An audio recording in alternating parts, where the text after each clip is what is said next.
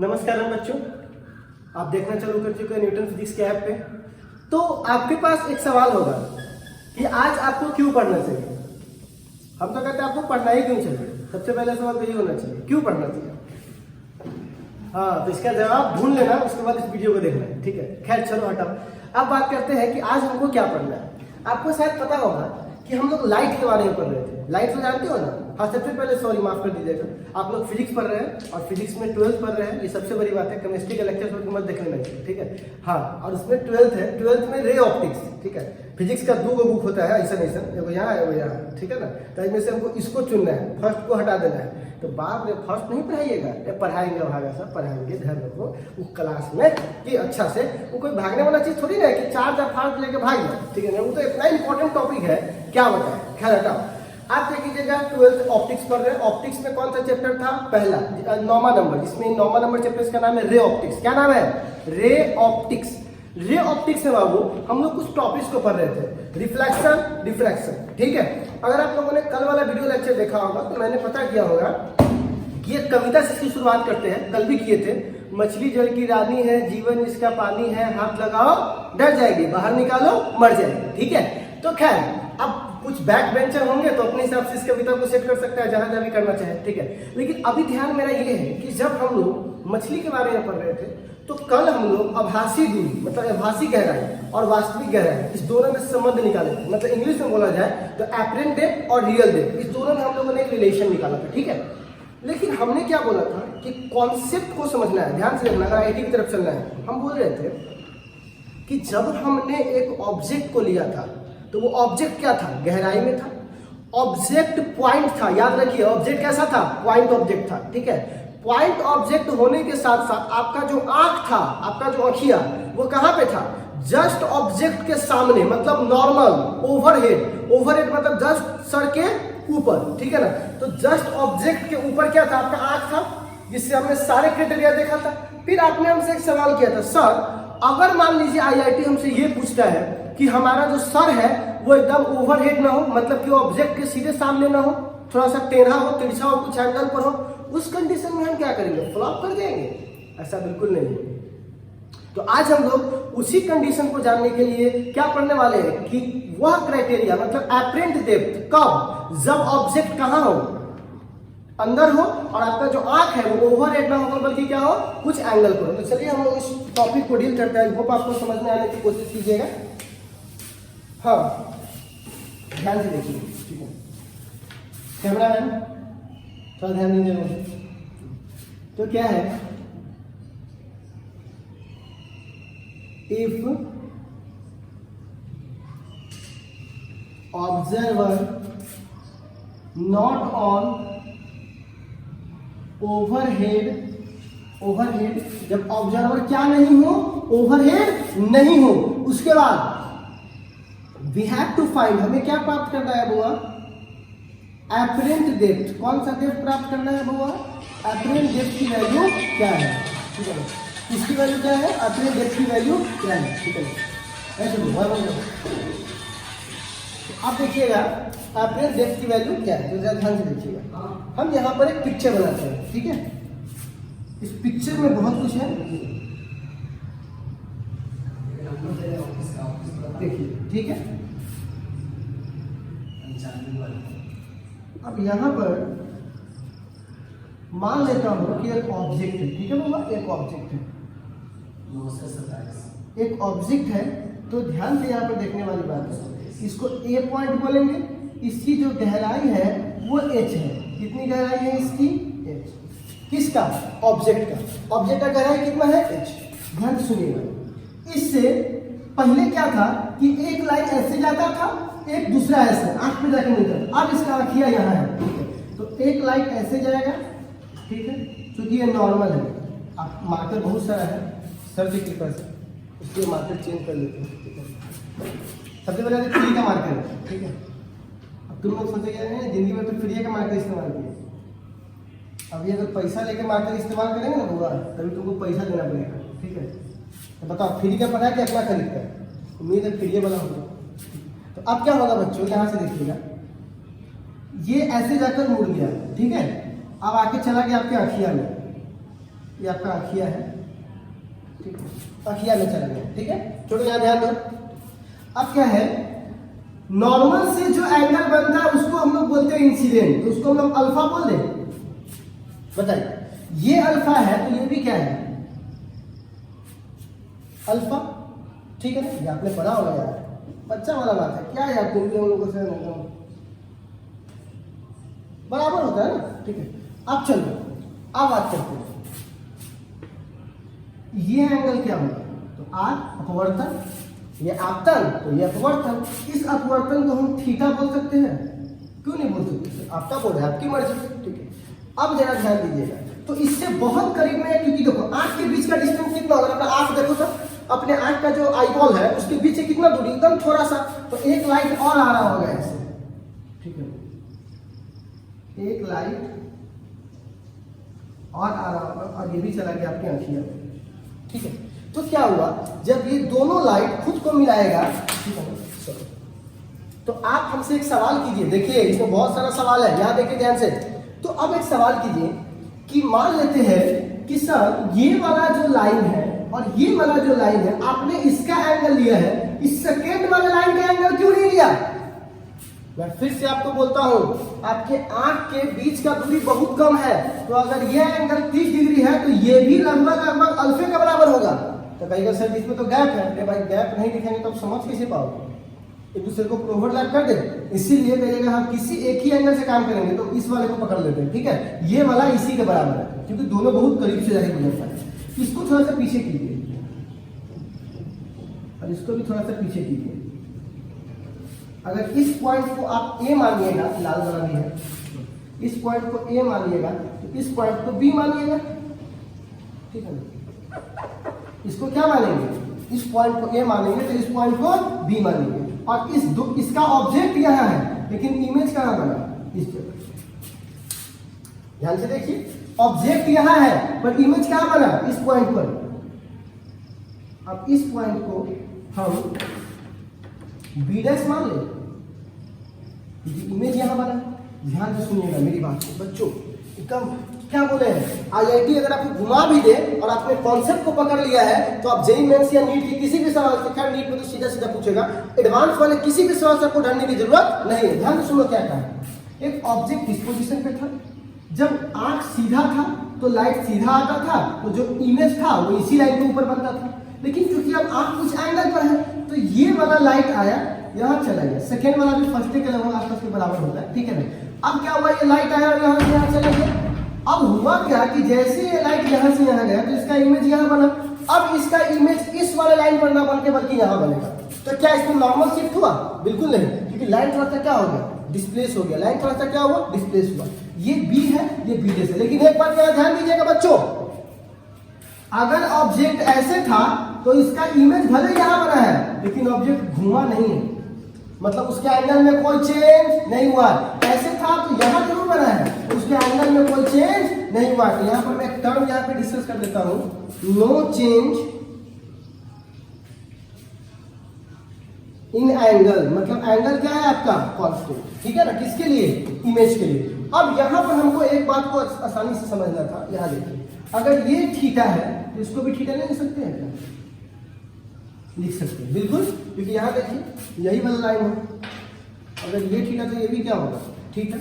अगर ये थीटा है तो यही लाइन पर ये क्या हो जाएगा, थीटा, सिमिलर, ठीक है। तो यहाँ देखिए, तो अब हम यहाँ से बात करना चाह रहे थे कि अब इसकी वैल्यूज को हम लोग फाइंड आउट करेंगे, ठीक है। तो हम लोग इसकी वैल्यूज को निकालते हैं। वैल्यू क्या निकालना है हम लोगों को, एपरेंट डेप्थ।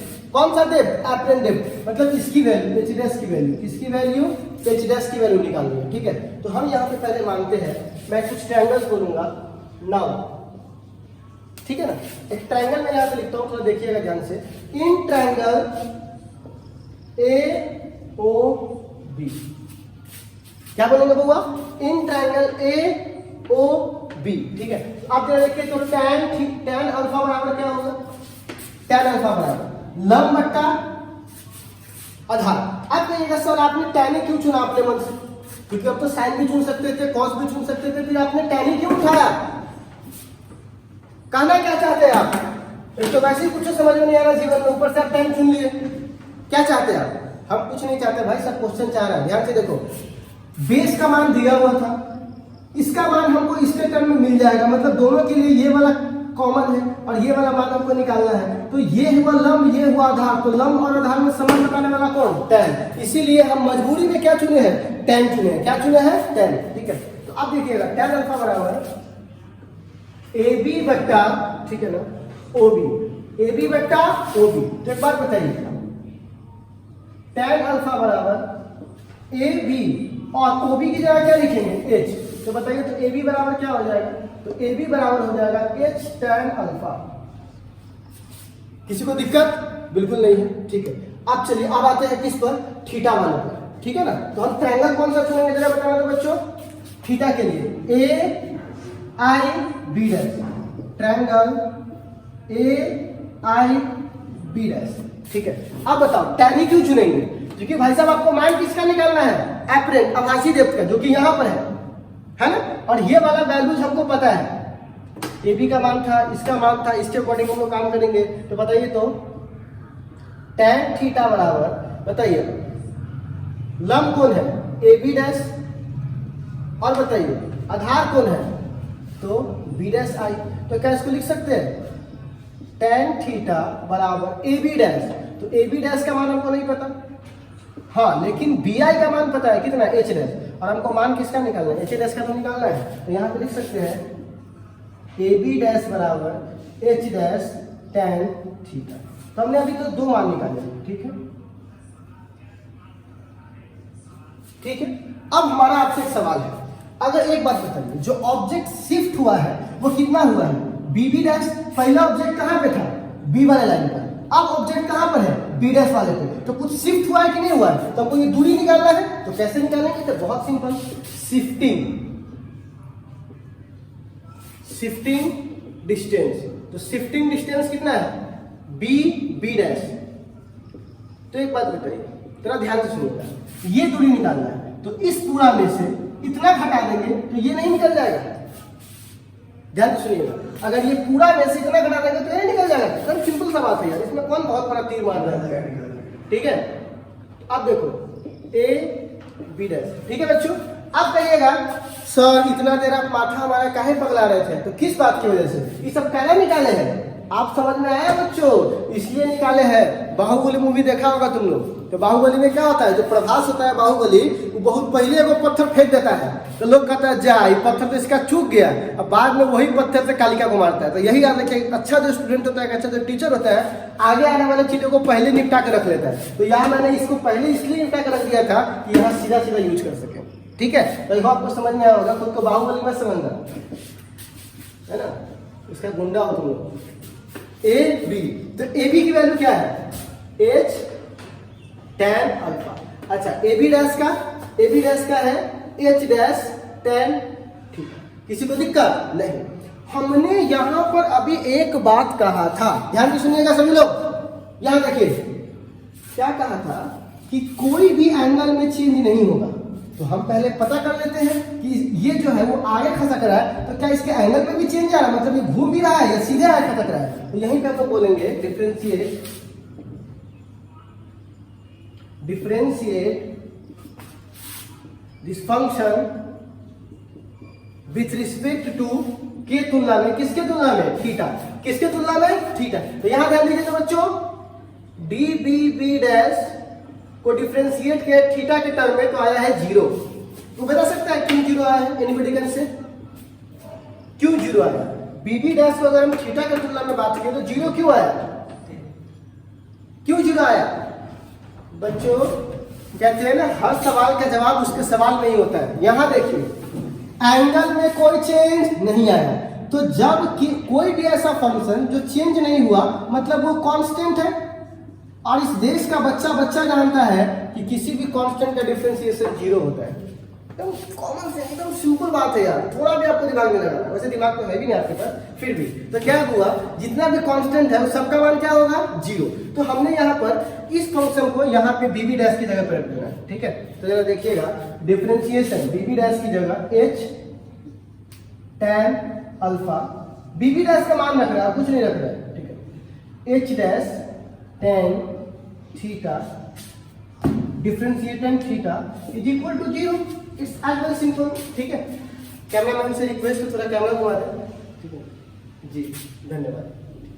हाँ, तो अब देखिएगा, ये माँ है और ये बहन है, आज माँ बहन अलग कर देते हैं, ठीक है। तो इसको क्या करेंगे, differentiation of H tan alpha into D theta minus अलग अलग छोड़ देंगे, है ना। ब्रैकेट है तो ब्रैकेट छूटेगा तो अपना घर नहीं बांटेगा, तो सिंपल करवाते हैं D H dash tan theta with respect to theta और बराबर जीरो,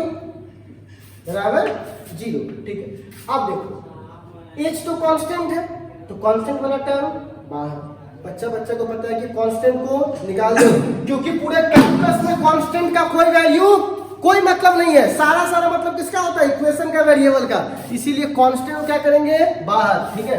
जो बदल नहीं सकता दुनिया उसको बाहर निकाल देता है, ठीक है ना, इसलिए बदलाव लाया करो। तो क्या करेंगे, tan alpha into D theta minus H dash भी कांस्टेंट है, ये वाली हाइट पता नहीं है तो वो क्या हो, वही तो पता लगाना, लेकिन है तो कांस्टेंट ही। तो यहाँ पर क्या लिखेंगे, tan थीटा बटा थीटा। अब यहाँ पर एक बात आपसे करनी है, आपको इस सवाल पूछते हैं 5 गधा आ रहा है, 5 लड़का आ रहा है, तो क्या बोलते हैं 10 गधा आ रहा है।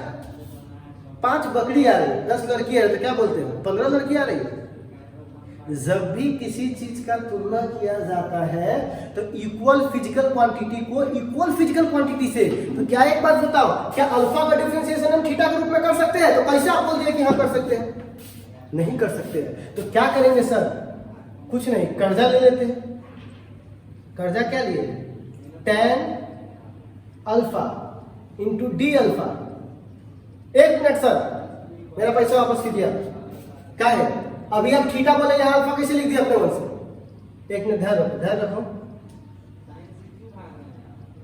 आप तो नहीं कर सकते वापस, अल्फा से अल्फा कट जाएगा, फिर यही वाला चीज आ जाएगा। तो जब यही करना था तो ये क्यों किए, तुमने कभी कर्जा लिया है जीवन में, तो कर्जा लेकर तो वापस नहीं करना होता, कुछ अभागा लोग नहीं करता है, लेकिन नॉर्मल तो यही बेसिक फंडा है कि कर्जा लियो तो वापस करना है। तो जब वापस करना है तो कर्जा कहे लेते हैं, काम चलाने के लिए, उस टाइम तुम्हारा काम निकल जाए, वही तो कर रहे हैं, कर्जा लिए है। अब देखो, लेकिन इसका तो सब नॉर्मल बात है, tan थीटा बट्टा डी थीटा बराबर 0, ठीक है। एच tan अल्फा, आपको पता है tan थीटा का डिफरेंशिएशन होता है sec स्क्वायर थीटा। क्या बात करते हैं सर, हमारा शकल देखिए, आपको लगता है आता होगा, चलो ठीक है हम बता देते हैं, ठीक है। sec स्क्वायर अल्फा, क्योंकि अल्फा के टर्म में है, और एक टर्म जस का तस रह जाएगा, ठीक है, माइनस एच डैश, यहाँ तो खुद का खुद के टर्म में है, तो sec स्क्वायर थीटा बराबर 0। कोई दिक्कत, इसको एक इक्वेशन मान के रख लीजिए। कहिएगा आप इसको इक्वेशन क्यों मानना चाह रहे हैं, क्या पर्पस है इसका, पहले अल्फा और थीटा को ठिकाना लगा देते हैं, ठीक है ना, उसके बाद हम यहाँ पे वैल्यू रख के तब इसको काम करेंगे, ठीक है। एक बात अपने दिमाग में पूरा कॉन्सेंट्रेट रखिएगा, कोई भी आदमी पानी के अंदर घुस करके एंगल नहीं माप सकता है, बल्कि जब भी एंगल मापेगा पानी के बाहर, तो हमको अपना सारा इक्वेशन किसके रूप में लाना है, थीटा के रूप में। तो अल्फा आया है तो हटा देंगे उसको, यही तो जादू है। कैसे हटाएंगे, जगह नहीं है, इसको मिटा दें। बोलो, एक बार एक काम करो, जितने बच्चे लोग हैं इसको देख लो, देखा सुनी कर लो, इसका क्या है, इसको ऑलरेडी लिखा हुआ चीज सब कहाँ मिल जाएगा, टेलीग्राम पे, ठीक है ना। टेलीग्राम कहाँ है बताने की जरूरत नहीं है, ठीक है। खैर इसको एक बार नोट कीजिए ताकि हम लोग फिर से वहां से कंटिन्यू हो सके, ठीक है।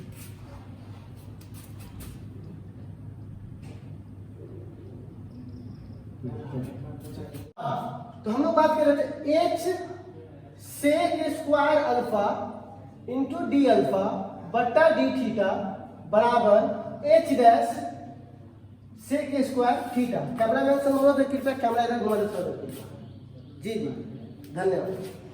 यहाँ देखिए, इसको इधर लाएंगे तो 0 के बराबर, 0 है इधर, माइनस वाला क्या हो जाएगा प्लस।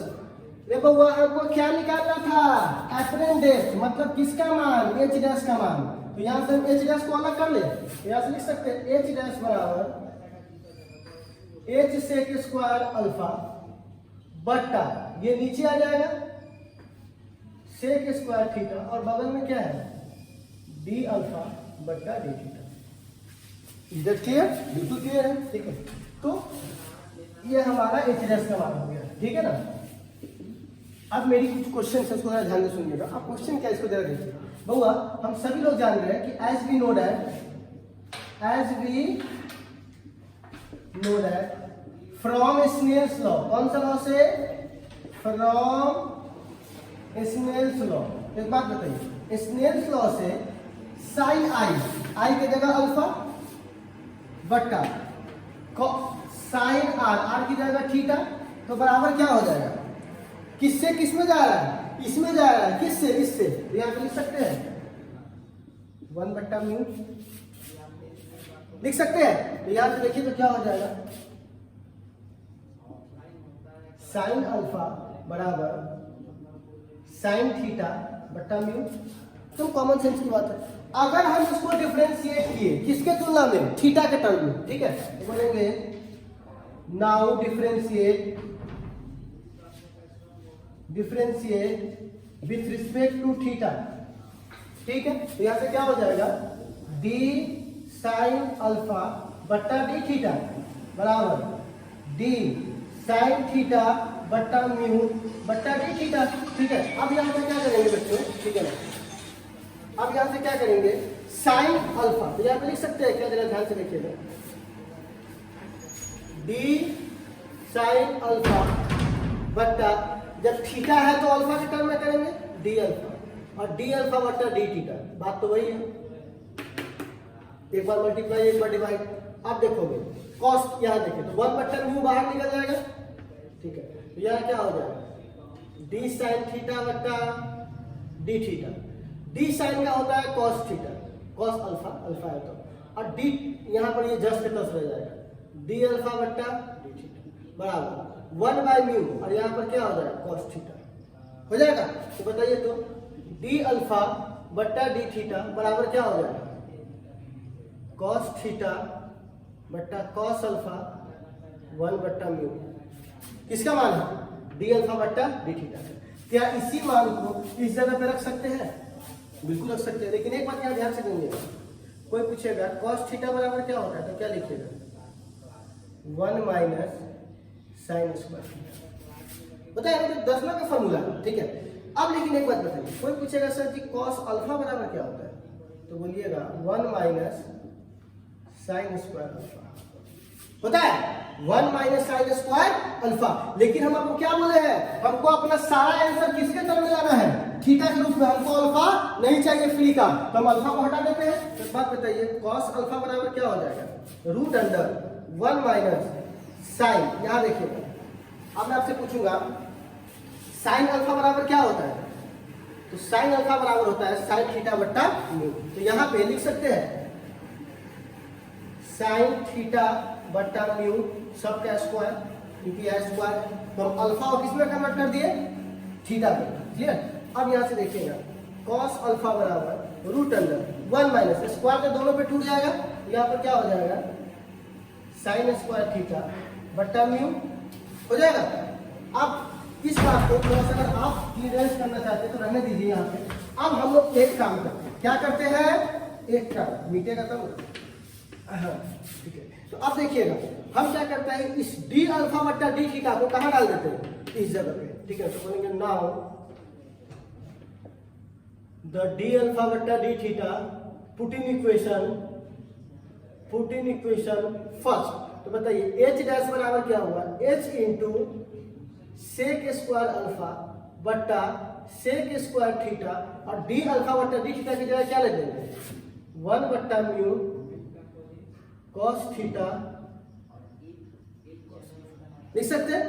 अब एक बात बताइए, बच्चा जानता है कि कॉस थीटा का उल्टा सेक होता है ना, तो यहां से लिख सकते हैं 1 बट्टा कॉस स्क्वायर अल्फा, और सेक का यहाँ पे 1 बट्टा कॉस स्क्वायर थीटा। बोलिए, लिख सकते हैं सेक का उल्टा। अब यहाँ पर क्या हो जाएगा, 1 बट्टा म्यू कॉस थीटा बट्टा कॉस अल्फा। तो एच डैश बराबर एच और बट्टा म्यू, क्योंकि म्यू बाहर आ जाएगा। अब ये मल्टीप्लाई में है, तो डिवाइड किया तो कहां से आ जाएगा, मल्टीप्लाई में। इसको लिख सकते हैं cos square theta cos square alpha, बोलिए ना। और यहां देखिए cos theta into cos alpha, अब मल्टीप्लाई कर दे। अब करेंगे तो क्या हो जाएगा, एच डैश बराबर एच बट्टा mu cos Q theta, Q मतलब 3 और बट्टा कॉस क्यू अल्फा। हो गया। लेकिन अभी हम एक बात बोले हैं कि रे बउआ, जब ये मछली पानी के अंदर है तो क्या कोनो पानी के अंदर घुस गया तब जाके अल्फा मापेगा? नहीं ना मापेगा। तो आपको सारा आंसर किसमें देना होगा? थीटा में। एक नॉर्मल लाइन से आपका आंख कितना डिग्री एंगल पर है वो आप जरूर माप सकते हो, ठीक है ना। लेकिन पानी के अंदर घुस के आँखिया का माप मापना वो आपके पॉसिबल नहीं है। तो हम यहाँ पर एक काम करते हैं, अल्फा को चेंज कर देते हैं थीटा में। कैसे? तो एच डैश बराबर एच बट्टा म्यू, ठीक है ना, कॉस क्यू थीटा। और शायद आपको पता होगा कॉस अल्फा बराबर यहाँ मान निकाल चुके हैं। इसी के दिन के लिए तो ये निकाल के रखे थे ताकि थीटा में कन्वर्ट कर दे। तो क्या अल्फा की जगह ये रख देते? यहाँ पर क्या लिखेंगे? Root under 1 minus sine square theta बट्टा म्यू का स्क्वायर के पावर कितना हो जाएगा? कर सकते हैं। हम इसको थोड़ा और एक्सप्लेन करते हैं। क्या हम लिखा सकते हैं इसको, इस वाले पॉइंट को, ठीक है। तो यहां से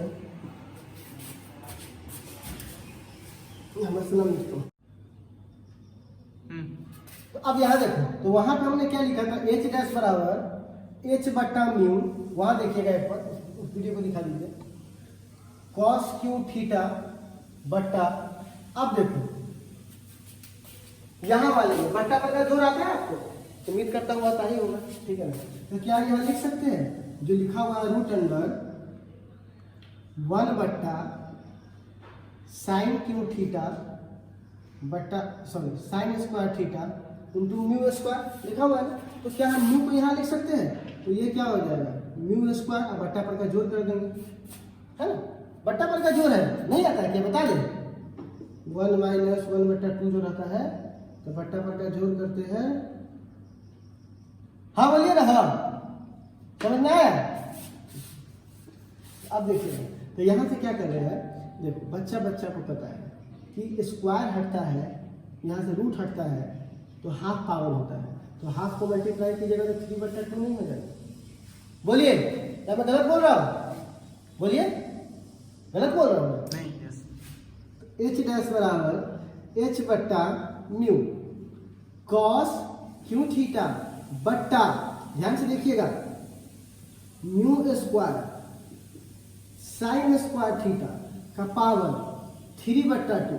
लेकिन यहां से जो ये हटा है, ठीक है, म्यू स्क्वायर, तो इस पे तो पावर 3 बट्टा 2 होगा, ये पावर तो इस पे भी तो लागू होगा।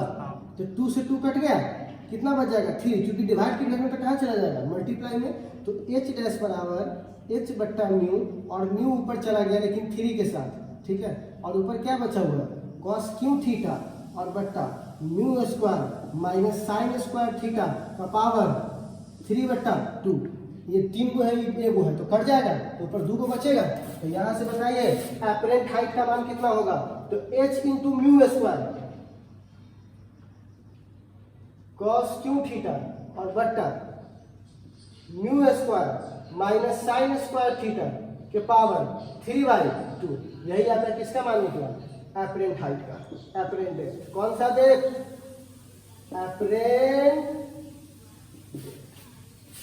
कितना सिंपल था, कुछ था इसमें, बताओ तो एपरेंट डेप्थ का मान क्या निकला? H mu square cos Q theta mu square minus sine square theta. देखिए बुआ, आपको इसमें थीटा का मान दिया रहेगा, ठीक है, कितना रियल हाइट था वो दिया रहेगा, म्यू कौन से सबस्टेंस में डालो वो दिया रहेगा। अगर ये 3 को चीज मिल गया तो आप आराम से एच का मान निकाल दोगे, ठीक है। तो जो बच्चा भी कह रहा था कि सर एपरेंट डेप्थ का मान निकाल के दिखाइए हमको, कब? जब ऑब्जेक्ट कहाँ हो? डेंसर मीडियम में, आंख कहाँ हो? ऊपर, तब मान निकाल लीजिए। जब आंख किसी टेढ़ा एंगल पर हो तब आपके लिए क्या करना पड़ेगा? थोड़ा सा यहाँ पर मशक्कत करना पड़ेगा। तो यही हम लोग मान आपको निकाल करके दिए, किसका? एपरेंट का। किसका मान निकाल के दिया? एपरेंट का। तो यहाँ पे मेरा आपसे एक बात कहना था, मेरी बात को ध्यान से सुनिएगा। ये जो हमने आपको पढ़ाया है ना, ये नॉर्मल पढ़ाई नहीं था कि आप इसको बोलिएगा सर जी बोर्ड एग्जाम में पूछेगा। ये सब कुछ बोर्डे के लिए पढ़ेगा। बोर्डे करते करते तो 80 नंबर यहाँ तक पहुँचा हुआ है। कभी तो सोचो जेईई मेंस नीट एडवांस के लिए सोचो। आप बोलिएगा हमसे होगा तो किससे होगा? मेहनत किसी भी चीज को बउआ पीछे छोड़ सकता है, याद रखिएगा। Hard work beat talent. Talent को हार्ड वर्क बीट कर देता है, ठीक है ना। इसलिए हार्ड वर्क से टैलेंट आता है, वो टैलेंट लेकर जन्म नहीं लेता है, ठीक है। तो हमारा आपसे एक बात कहना था कि बच्चे जो भी लोग हो इस पूरे सेशन को एक बार ध्यान से देखिए। अगर आपको नहीं समझ में आता दोबारा वीडियो को प्ले कीजिए, आराम आराम से देखिए। फिर भी कोई दिक्कत है वही आपको ऑडियो कीजिए, कहाँ, टेलीग्राम में, ठीक है ना। हालांकि जब 2 बार समझ लीजिएगा तब। इसका थ्योरी लिखा है, नोटबुक पड़ा हुआ है, कहाँ, टेलीग्राम में, वहां से उठा लीजिए। इस पे क्वेश्चन मैं आपको कल करवाऊंगा। क्यों? क्योंकि एक टॉपिक और पढ़ाना इसी से, हालांकि वो भी आउट ऑफ सिलेबस है।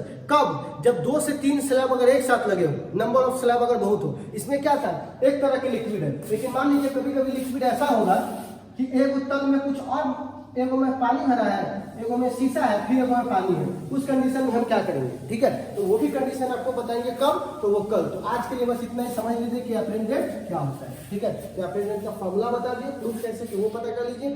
प्रूफ समझिए, फॉर्मूला के पीछे मत पड़िए, ठीक है ना। तो आई होप कि आपको समझ में आया होगा, नहीं भी आया होगा तो बताइएगा हमको, ठीक है ना। चलिए आज के लिए बस इतना, फिर मिलते हैं कल।